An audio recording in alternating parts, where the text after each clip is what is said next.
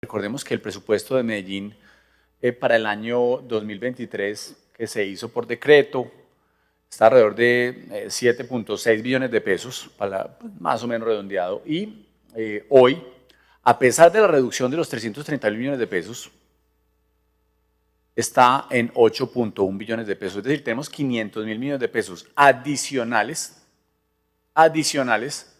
que no se presupuestaron, simplemente que entran porque las personas pagan mejor, porque hay mayor recaudo normalmente, es lo que suele suceder, hay mayor recaudo.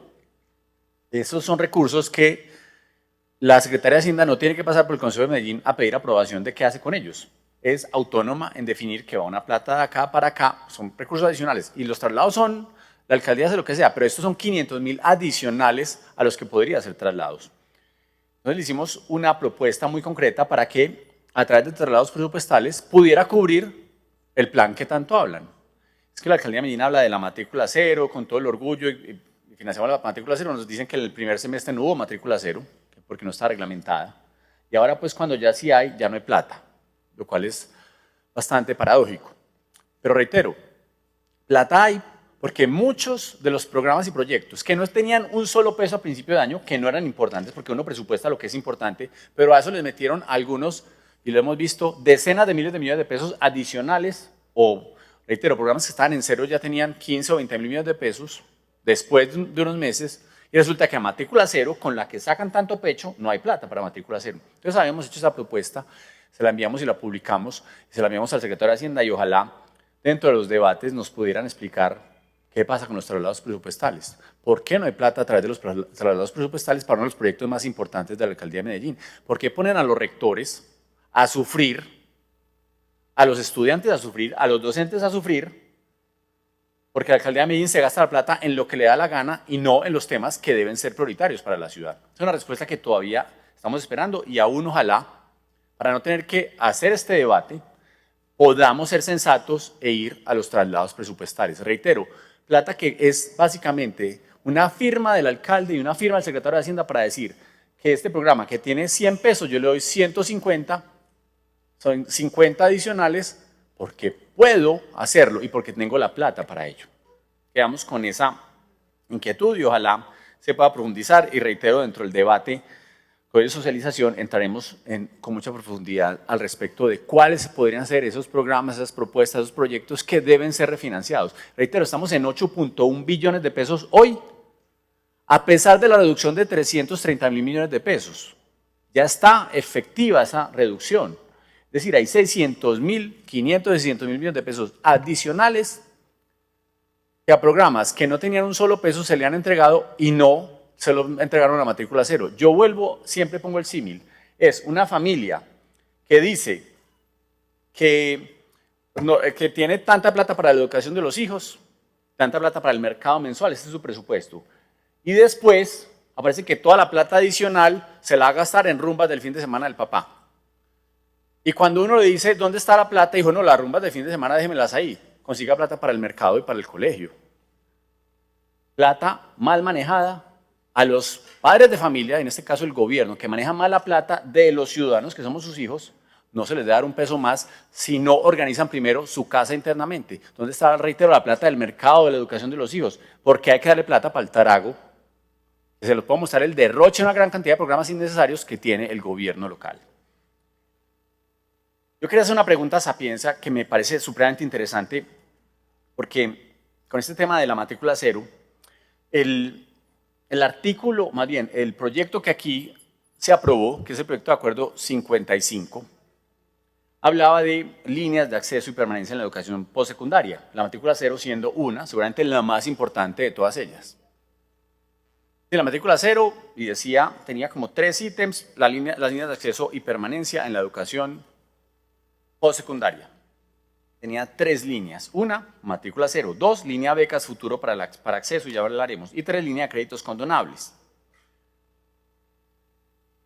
Yo quisiera preguntarle a Sapienza en qué están las otras 2 líneas.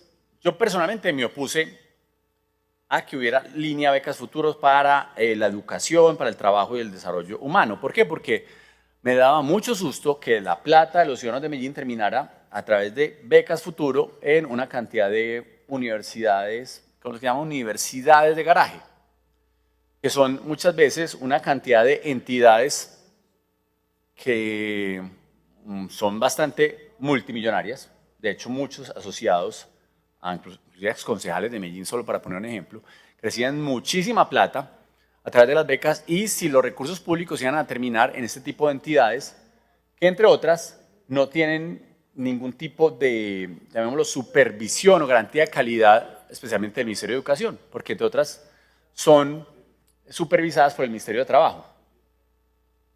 Y no es que esto esté mal, no estoy diciendo que eso sea malo, que estudiar eso es malo, simplemente que no se garantiza la calidad de estas entidades, de esas, reitero,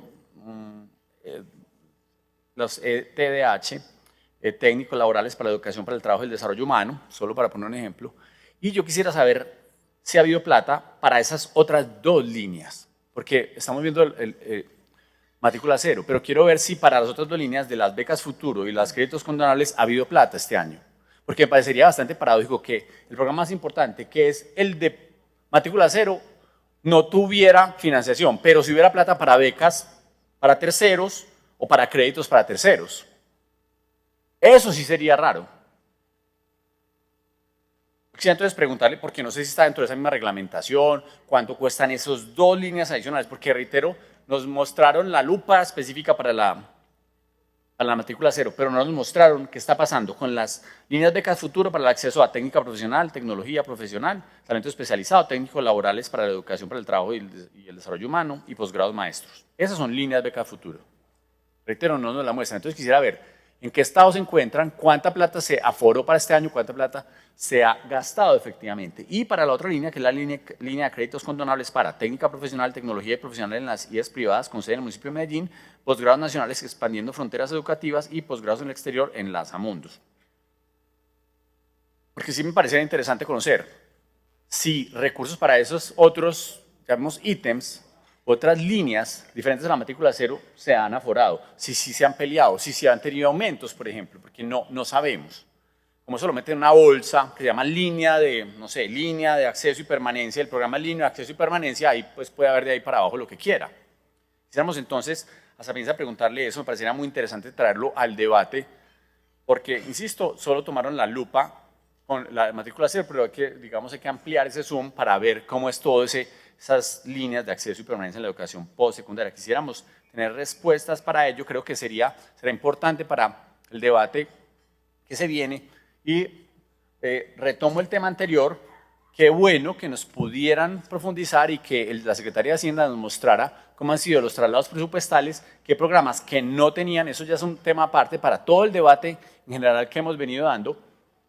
Si podríamos tener esa información de qué programas que no tenían ni un solo peso al principio de año han tenido plata posteriormente, cuáles han tenido aumentos bastante significativos, o sea, aunque hubieran sido mal presupuestados, porque insisto, plata para el trago, uno no puede estar diciendo qué bueno la plata para el mercado, qué bueno la plata para la educación de los hijos, pero eso sí, no me inspeccionen la plata para el trago, que es más o menos lo que está haciendo la alcaldía de Medellín, el gobierno más corrupto, dañino y mentiroso de la historia, tan mentiroso que ya están diciendo de frente en la calle, sin ningún problema, le dijimos mentiras al gobierno nacional, ya ni pena les da.